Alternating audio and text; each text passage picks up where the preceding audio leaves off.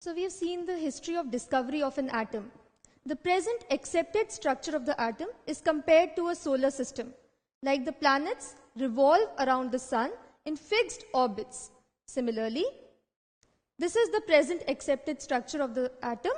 So there is a nucleus in the center, and the electrons revolve around the nucleus in fixed orbits.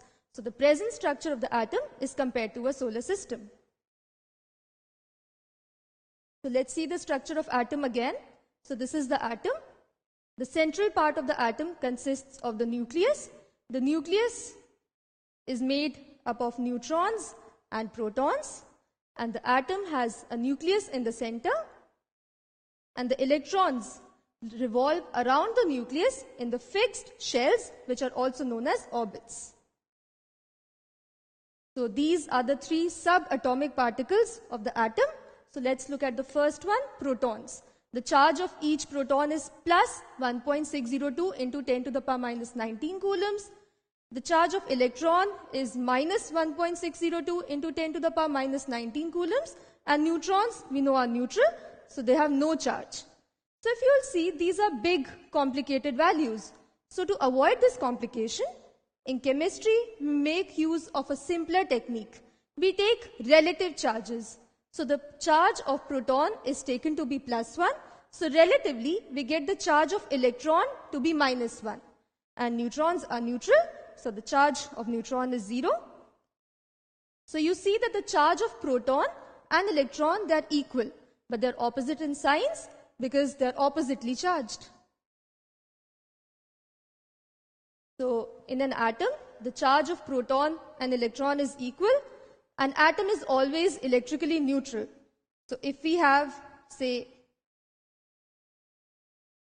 let N P be the number of protons in the atom into Cp. This is the charge on each proton. So this is the total positive charge in the atom. Since an atom is electrically neutral, so the total negative charge. So let Ne be the number of electrons in the atom into Ce. This is the charge on each electron.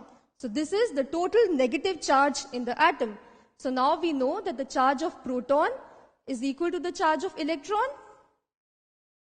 So if an atom is electrically neutral, the number of protons in the atom is always equal to the number of electrons. And this is vice versa.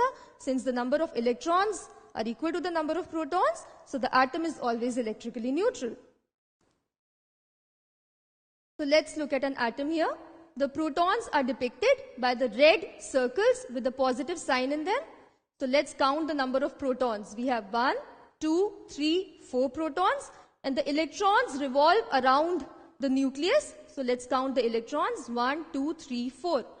So in this atom, we have 4 protons and 4 electrons. This means that the atom is electrically neutral. That is, the number of electrons is equal to the number of protons. Why don't the electrons which are revolving around the nucleus, they fly away from the nucleus? Why don't they fly away? We know that the electrons are negatively charged and the protons are positively charged. Also, in physics, you must have studied that unlike charges attract. So there is this force of attraction between the protons and electrons, which pulls the electrons towards the nucleus.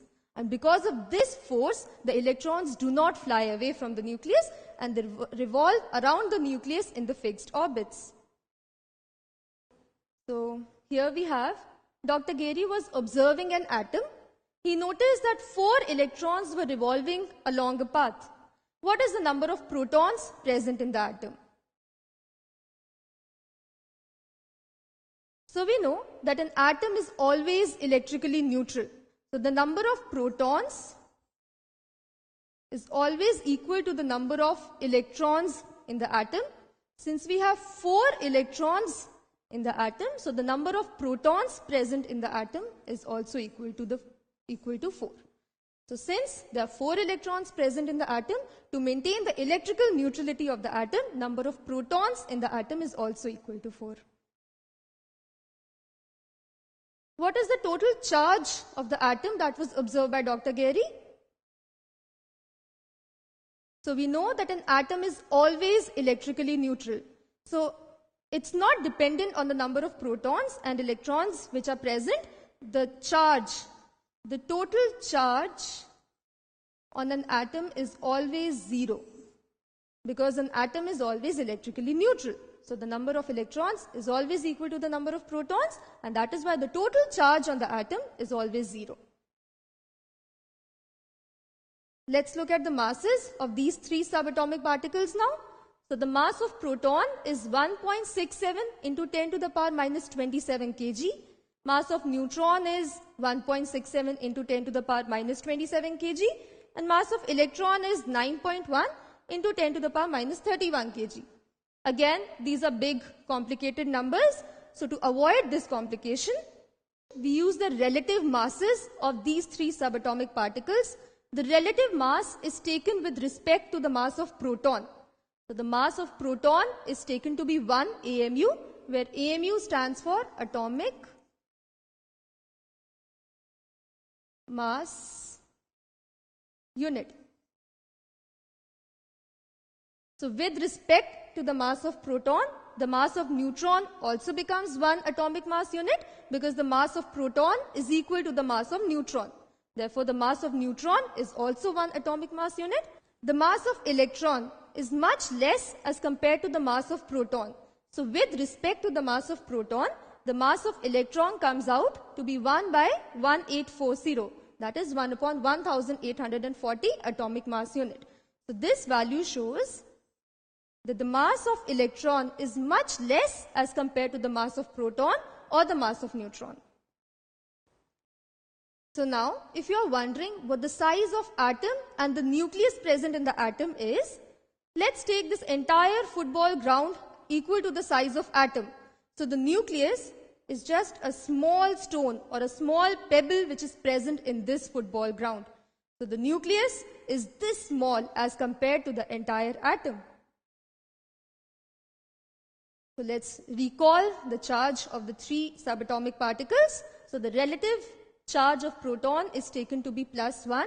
With respect to the charge of proton, we get the charge of electron to be minus 1, and neutrons are neutral. Therefore, the charge of neutrons is 0. Now the masses of these 3 subatomic particles. So the mass of proton is taken to be 1 atomic mass unit. So with respect to the mass of proton, we get the mass of neutron also equal to 1 atomic mass unit, and the mass of electron is 1 upon 1840 atomic mass unit, which is much less as compared to the mass of proton or the mass of neutron. So these are the characteristics of the 3 subatomic particles of atom, that is the protons, neutrons and electrons.